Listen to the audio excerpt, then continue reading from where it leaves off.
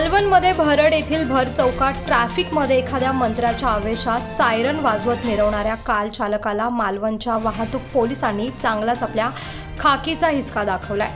या आलिशान कारच्या काचेवर भारत सरकार आयकर विभाग आयुक्त अशी पाटी लावण्यात आली होती। वाहतूक पोलीस गुरुदास परब यांनी या गाडीतील विना परवाना लावलेलं सायरन जप्त करत यावरती सदर कारवाई केली आहे।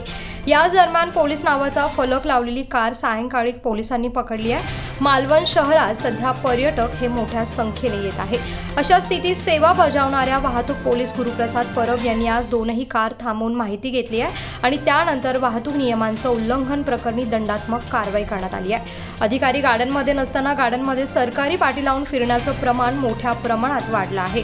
पोलीस प्रशासनही सतर्क झाले असून वाहतूक नियम मोडून नियमबाह्य पद्धतीने सरकारी पाट्या आणि चिन्ह यांचा वापर दिसून आल्यास खात्री करून कारवाई केली जाणार असल्याचं सांगण्यात येते।